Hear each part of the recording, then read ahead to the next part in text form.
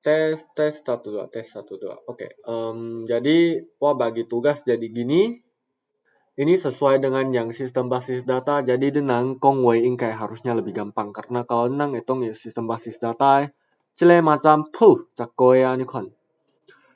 Jadi Handra dalam intro login home sama users. Home ya lu tekan-tekan sama bahasnya nanti. Dealers dan kesimpulan. Kesimpulan ada di PPT ini di bagian terakhir kesimpulan. Jason purchase product sama product list sama waktu sales sama report terus Tasya sales history dan outro. Ya kita mulai ya. Karena ini menurut IHL maksimal 30 menit terus juga kasih batas waktu untuk nilai kan. Jadi ya aku kira-kira 30 menit deh, maksimal naik video 30 menit lah kalau bisa. Tapi lihat kalian mau gimana lah, panjang gak apa-apa. Mumpun dia tulis maksimal 30 menit. Jadi mulai ya. Halo semuanya, kami dari kelas 25 akan mempresentasikan proyek UAS kami yang berjudul Aplikasi Stock Management. Kami beranggotakan yang pertama, Handra Dermawan dengan NPM 2031006. Yang kedua adalah Helen dengan NPM 2031009. Yang ketiga Jackson dengan NPM 2031005. Yang keempat adalah Jonathan dengan NPM 2031016. Dan yang terakhir Tasya Chandra dengan NPM 2031008. Dengan dosen pengampu kami adalah Pak Mangampul Siahan. Ini nanti aku tambah. Yang pertama, how to use the app and the system flow. Jadi kita akan membahas dulu tentang ini. Jadi pengguna dapat menyalakan aplikasinya. Setelah pengguna membuka aplikasinya, maka dia pertama akan datang ke bagian login ini. Pada bagian login ini, pengguna dapat memasukkan username seperti gini. Dan apabila tidak sesuai, maka dia akan mengatakan this username dan password tidak cocok. Apabila cocok, maka dia akan masuk ke dalam sistem. Pada bagian login ini dapat dilihat dalam, ini nanti denang cut, dan denang tampilkan flowchart. Dapat dilihat berdasarkan flowchart ini. Yaitu ketika sudah start, maka dia akan masuk ke login screen. Di sini pengguna dapat input username dan password mereka. Dan apabila username dan passwordnya valid, maka dia akan masuk ke home screen. Kemudian bagian login ini akan end. Sedangkan apabila username dan passwordnya itu tidak valid atau tidak sesuai, maka dia akan menunjukkan incorrect password. Jadi pengguna harus input ulang lagi. Dan ini nang lanjut ke app ke. Nanti nang cut aja. Sekarang ada tampilan home screen yang terdiri dari users, dealers, product, dan sales. Pertama, apabila kita tekan users, maka kita akan ke halaman users. Apabila kita tekan ke dealers, maka kita akan ke halaman dealers. Lontong ya pengguna, berarti aku salah. Apabila pengguna menekan users, maka akan memasuki user screen. Apabila pengguna menekan dealers, maka pengguna akan menuju ke dealer screen. Apabila pengguna menekan tombol produk, maka dia akan ke bagian produk. Dan apabila pengguna menekan sales, dia akan ke sales. Apabila pengguna ingin logout, bisa tekan dari sini, logout aja. Jadi pertama kita akan membahas dulu home screen. Dari home screen bisa dilihat flowchart begini. Apabila pengguna mengeklik users, maka dia akan ke users. Apabila pengguna mengklik dealers, maka dia akan pergi ke dealers. Dan seterusnya. Dan apabila sudah pergi ke screen masing-masing, maka aplikasinya, formnya akan tutup. Kemudian kita akan membahas mengenai users. Pada bagian users di sini kita bisa lihat list dari users. Pengguna dapat lihat list user dan pengguna juga dapat input. Contoh, Saya input namanya pengguna dengan last name-nya sebagai pengguna juga. Dan username saya isi. Contohnya saya isi namanya Helen, passwordnya ini, email address-nya gini.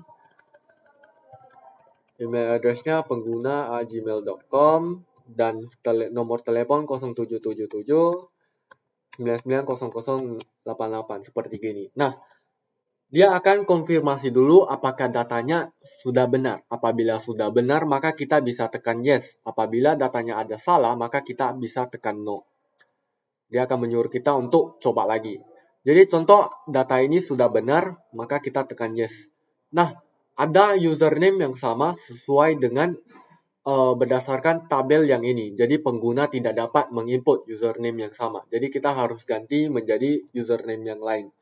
Dengan ini pengguna dapat tekan add user, maka penggunanya akan tertambah di sini dengan nama sebagai pengguna.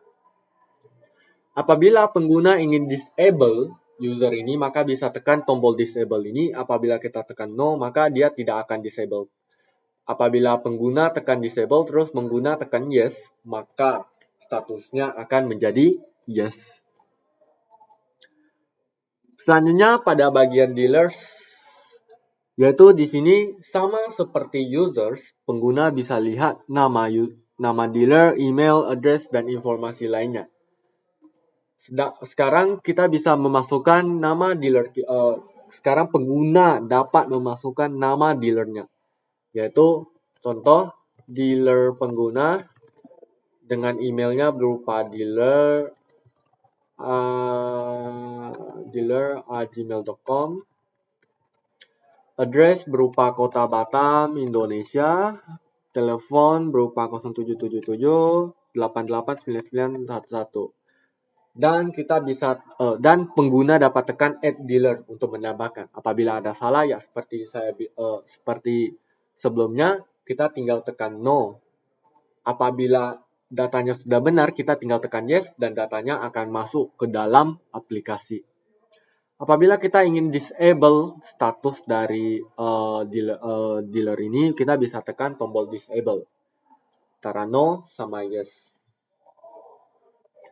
Dari sini kita bisa lihat flowchart-nya seperti ini, di mana setiap apabila start, maka akan pergi ke bagian users dan menunjukkan data di dalam tabel. Apabila kita tekan back, maka dia akan kembali ke home screen. Kemudian pengguna dapat input data yang dibutuhkan seperti username, password, nama, dan sebagainya. Dan apabila pengguna menekan add user, maka dia akan mengecek apakah semua field itu terisi. Apabila tidak terisi, maka dia akan menyuruh kita isi data yang dibutuhkan. Apabila semua input sudah terisi, maka sistem akan mengecek apakah datanya sudah benar. Apabila pengguna tekan no, maka dia akan kembali lagi ke input data ini. Apabila pengguna tekan yes, maka dia akan mengecek apakah ada username yang cocok. Apabila cocok, dia akan save datanya ke users. Apabila tidak cocok, maka dia akan menyuruh pengguna untuk mengganti username yang ada. Kemudian dia akan menunjukkan show user added kepada pengguna. Terakhir akan refresh tabelnya. Apabila pengguna ingin disable usernya, pengguna juga dapat select row yang ingin dia disable, kemudian bisa menekan disable user. Apabila di confirm, maka dia akan disable. Apabila pengguna tekan no, maka dia akan kembali lagi ke sini. Dan pengguna akan menunjukkan user disabled dan refresh table.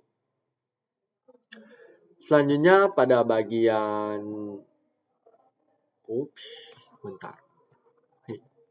Sekarang pada bagian products. Pada bagian products ini kita memiliki dealer name, kita bisa memasukkan data seperti ini.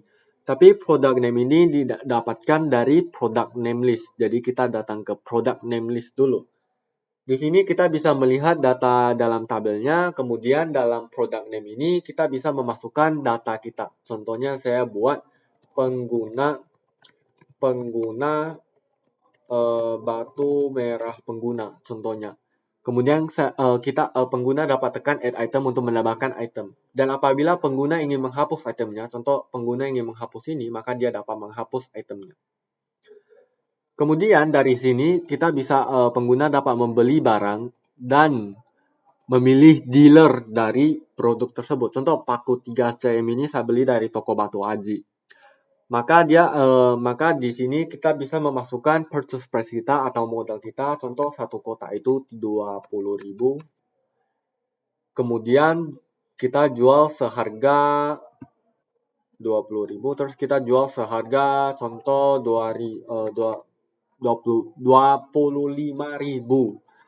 Terus kita hitung kuantitas kita. Nah, dia akan otomatis hitung sendiri dan kita akan purchase. Apabila kita dan sale price di sini update sesuai dengan sale price terbaru. Dan contoh apabila kita pengguna ingin menghapus, maka tinggal tekan delete. Selanjutnya adalah sales. Sales adalah penjualan bla bla bla bla bla jadi Tasya 7. Nah, dalam sales ini kita bisa lihat sales history, yaitu history dari data yang sudah kita sales. Di sini kita bisa pengguna dapat melihat order yang pernah mereka lakukan, transaksi yang pernah mereka lakukan, dan dapat melihat produk berdasarkan produknya. Di sini apabila pengguna ingin menghapus sale-nya, tinggal tekan delete sales. Dan apabila pengguna ingin print, maka tinggal tekan tombol print ini. Dan tekan yes. Maka dia akan memunculkan tampilan seperti gini. Baik, ini tanda dengan flowchart. Flowchart sudah jelas sih. Jadi tan kuang dengan jayo. Ini ada beberapa typo, nanti aku ganti. Kesimpulannya adalah aplikasi stock management ini berhasil kami buat sebagai proyek UAS kami dengan tujuan untuk memudahkan pendataan stok barang dan penjualan di toko-toko kecil seperti toko sembako dan toko baju kecil demi menghilangkan risiko kehilangan data karena kecelakaan fisik dan tidak disengaja seperti bakar, basah dan sebagainya. Dan hal yang kelompok kami gunakan dalam aplikasi ini berupa yang pertama, Visual Studio 2019. Yang kedua adalah SQL Database. Dan yang ketiga, Crystal Report. Nanti nanti tambah. Terima kasih atas perhatiannya.